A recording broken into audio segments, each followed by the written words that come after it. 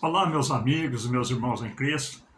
Hoje eu tenho uma satisfação muito grande de estar passando para vocês uma palavra que eu entreguei lá na escola Dr. João Carlos de Souza, perto da rodoviária de Gospé, onde eu fui convidado pela diretora Aline, e eu senti muito honrado em estar ali com aquele grupo de professores, ensinadores, né?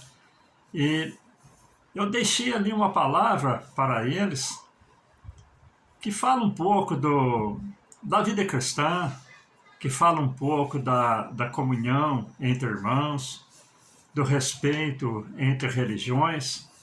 E eu queria estar passando para vocês essa palavra que eu deixei lá nesse dia, eu achei muito interessante e para mim foi uma surpresa, né? Eu achava que eu fosse ministrar para crianças da escola, né? Quando eu cheguei lá, era só pessoas estudadas, pessoas formadas, capacitadas, e mas foi gostoso, né? Foi uma experiência muito edificante para a minha vida. Eu peço que você fique até o final, é rapidinho. Eu estarei passando essa palavra e nos coloca numa posição boa, né?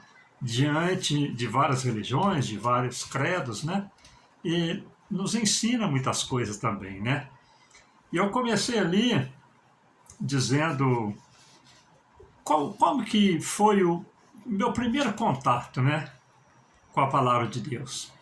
Eu tinha por volta dos 5 anos de idade, e aqui na cidade de Guaxupé, Minas Gerais, tem uma senhora conhecida na cidade que chama Senhora Aparecida Ferreira, e essa senhora era vizinha da minha casa, do bairro onde eu morava, e ela chamava as crianças ali para se reunir na casa dela, e ali ela lia a Bíblia, falava dos evangelhos, falava de Jesus, e eu ficava olhando para aquela mulher lá e admirado em ver a sabedoria daquela mulher diante de um livro tão grande que é a Bíblia, né? São tantos capítulos, tantos versículos e tantas folhas para ser desfolhada e decorada e aprendida, né?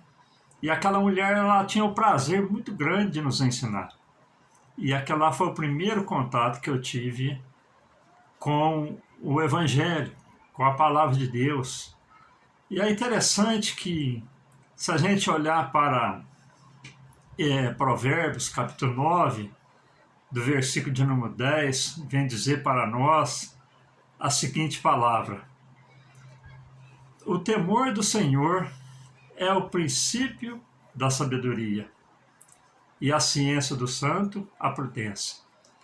Quando nós olhamos, igual estava ali diante de professores, né, pessoas formadas, letradas, e ali esse versículo veio a calhar muito bem, quando vem dizer: o temor do Senhor é o princípio da sabedoria. Então, se você se considera sábio, entendido, doutorado, se você tem o temor do Senhor na sua vida, aí sim você é uma pessoa realmente completa.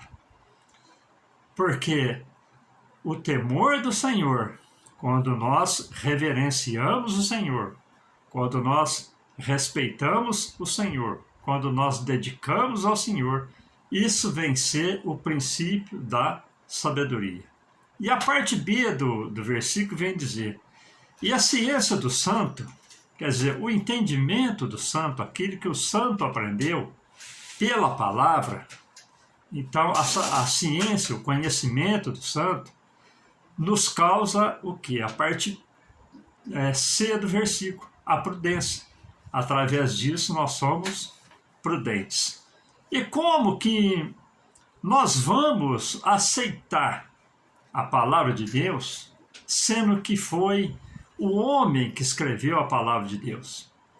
Quando nós fazemos cursos teológicos, nós sabemos que a Bíblia ela tem 66 livros.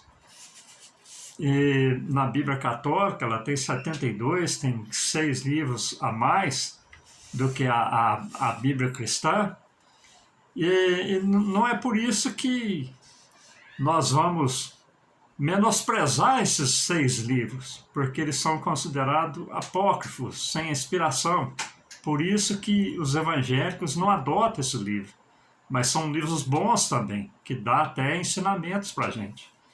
Mas como que nós vamos aceitar uma Bíblia que foi escrita no espaço de 1.600 anos por 45 autores, e ela foi escrita por revelação, inspiração ou fatos verídicos? E durante tanto tempo que já passou. A Bíblia, meus amados irmãos, meus amigos, ela é aceita pela fé. Se nós não tivermos fé para aceitar a palavra de Deus, não adianta nós querermos incutir a palavra de Deus na vida de alguém, na mente de alguém, se a pessoa não aceita. Então nós aceitamos a palavra pela fé, nós cremos que a Bíblia ela é a palavra de Deus. E diante de Provérbios, como eu acabei de ler agora há pouco, o temor do Senhor é o princípio da sabedoria, e a ciência do santo, a prudência, eu me lembro da Rainha Elizabeth. Morreu há pouco tempo agora.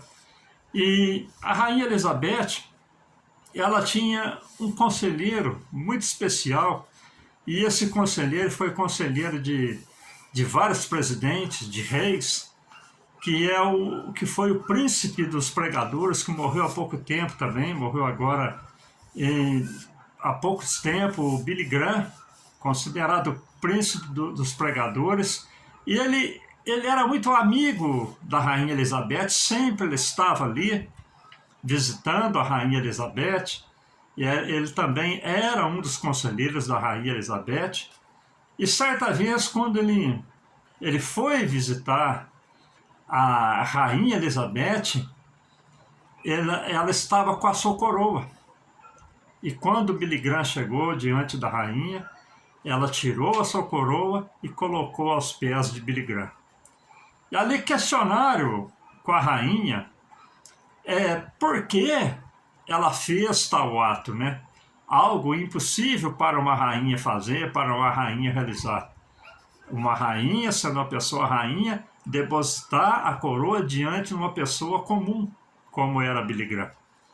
Aí a rainha pôde responder: diante do Deus de Billy Graham, eu deponho a minha coroa, porque ele é o Rei dos Reis, Senhor dos Senhores e Deus dos deuses. Aleluia.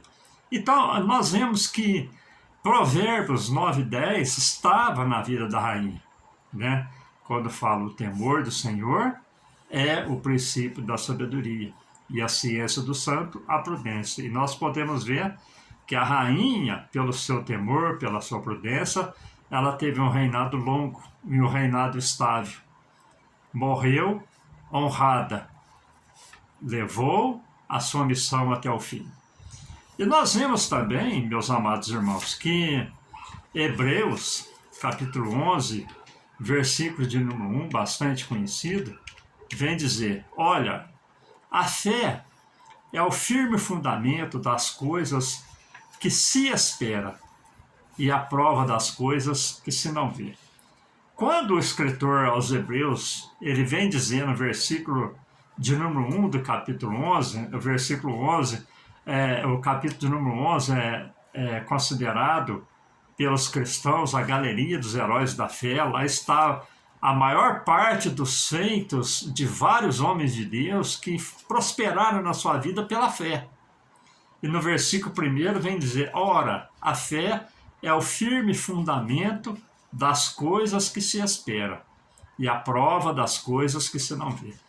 Quando nós vemos nessa palavra que a fé é o firme fundamento, a fé passa a ser a base para todo ser humano que quer prosperar na sua vida, quer crescer na sua vida, quer ter um conhecimento perfeito nas coisas de Deus, então a fé ela é o firme fundamento, é a base. Porque se o ser humano não tiver fé em um Deus que nós proclamamos, que nós professamos, que é o Deus dos deuses, o Senhor dos senhores, então o seu edifício ele desmorona. É uma casa edificada sobre areia, não tem sustentação. Vem o vento, vem a chuva, vem a tempestade e aquela casa cai. Quando nós construímos a nossa casa sobre a rocha, essa casa ela subsiste. Então a fé ela é a rocha, ela é o fundamento, ela é a base. Quando nós dizemos que temos fé, nós temos fé no Deus em que nós professamos, que nós servimos.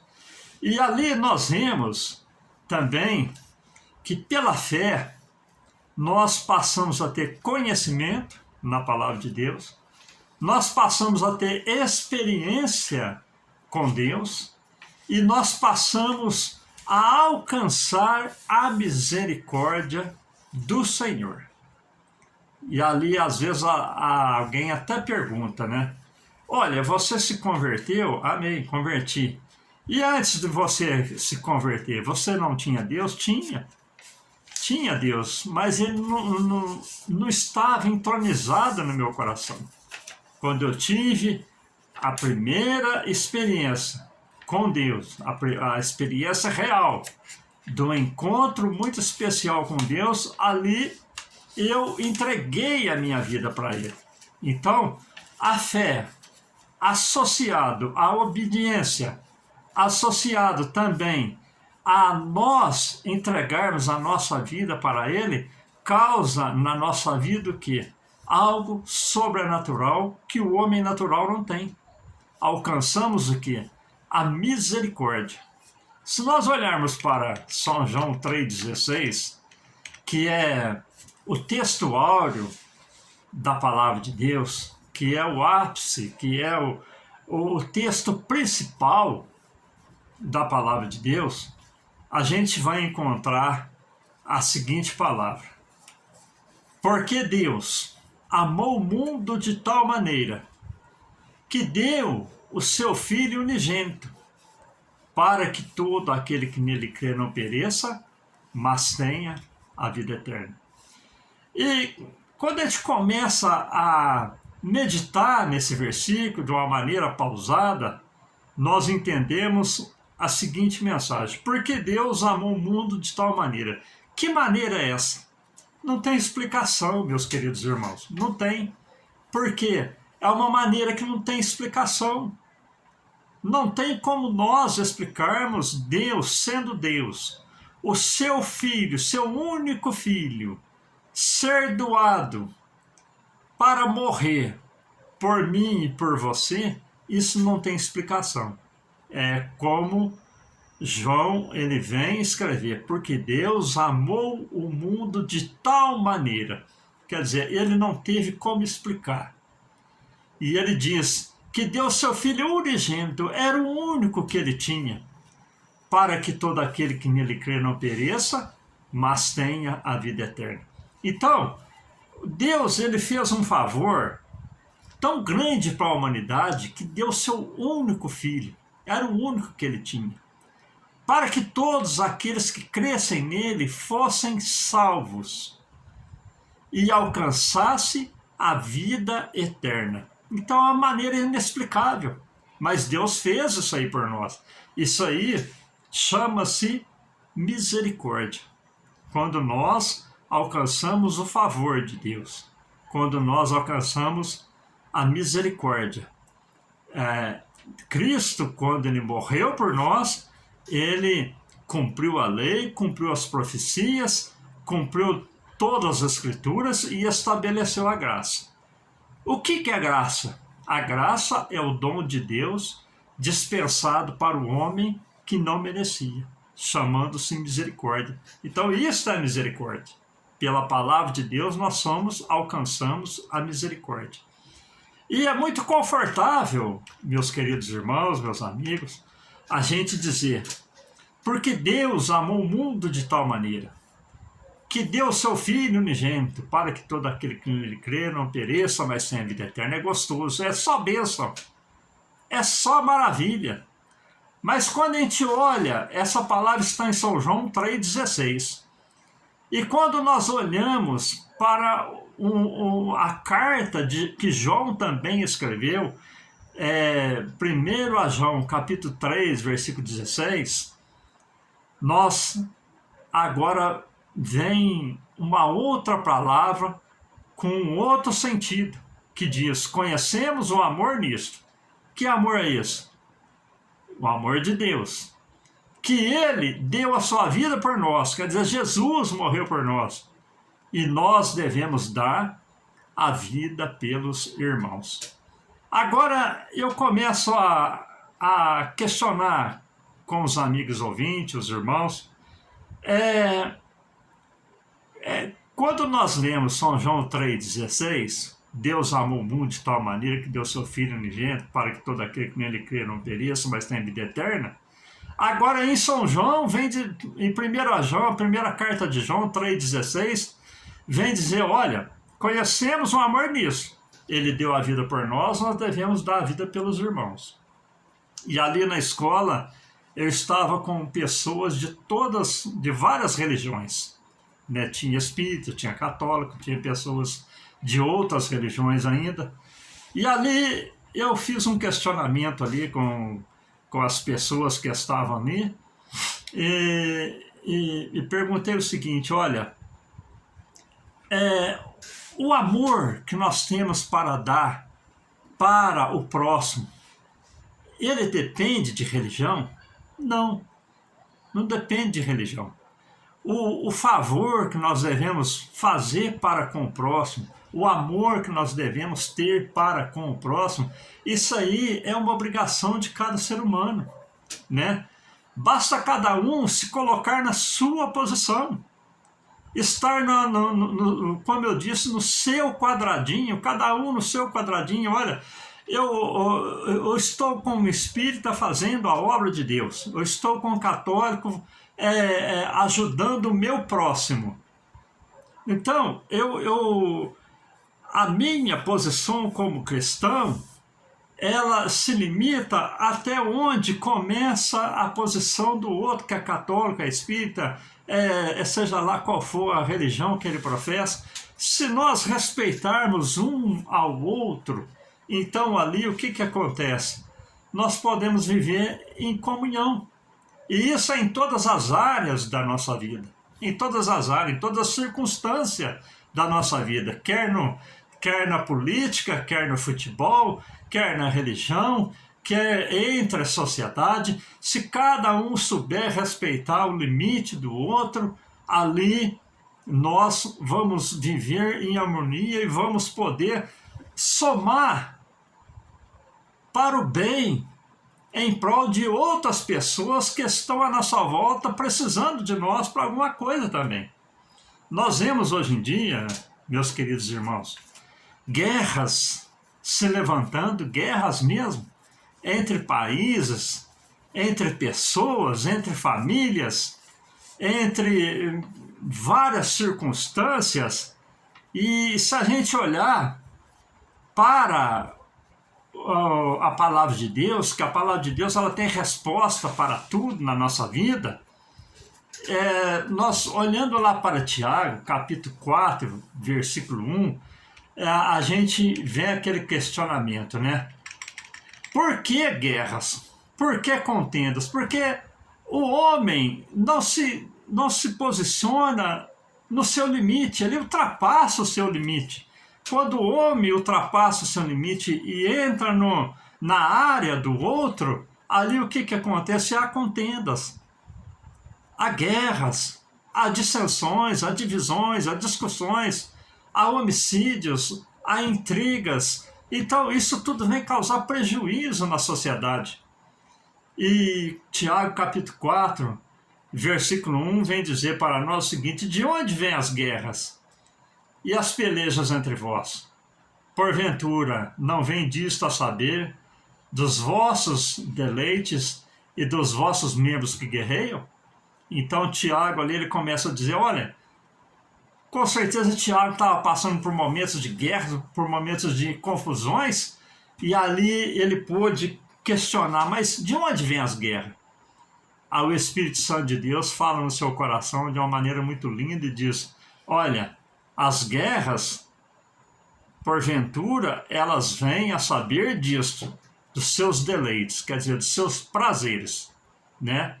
E dos vossos membros que se guerreiam.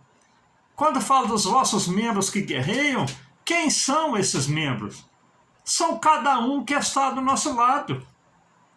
Seja lá o espírita, seja lá o católico, seja lá o cristão, é a sociedade de um modo geral. Quando nós, como eu disse, não respeitamos o limite do outro, aí vem guerra, aí vem contenda, aí vem discórdia. E eu costumo dizer que eu tenho muitos amigos espíritas, uma imensidão de amigos católicos, e eu vivo com harmonia com todo mundo. Por quê? Respeitando a posição do outro e a condição em que o outro está, né? Então nós vemos aqui que realmente isso nos dá um ensinamento muito grande. Então essa palavra foi a palavra que eu deixei ali, né, para aquele grupo de professores, professoras, pessoas formadas, pessoas letradas, e eu senti muito honrado pelo convite da diretora Aline, né? E passamos ali um momento gostoso, descontraído, e deixamos ali a nossa posição, né? Como cristão, a nossa colocação como cristão. E ali vai espíritas depois, vai padre, vai outras pessoas, mas eu ali foi o primeiro que inaugurei essa sequência de pessoas que vão lá, né? Cada dia uma palestra diferente. Mas falamos que Jesus é bom, né? Graças a Deus. Então foi uma honra muito grande para mim e uma experiência nova, né? Deus sempre nos dá experiência nova. É muito gratificante. Deus abençoe a todos vocês. E esse vídeo vai chegar lá nas professoras. Obrigado pelo convite, viu? Foi uma honra para mim. Fiquei muito agradecido. Fiquem todos com Deus.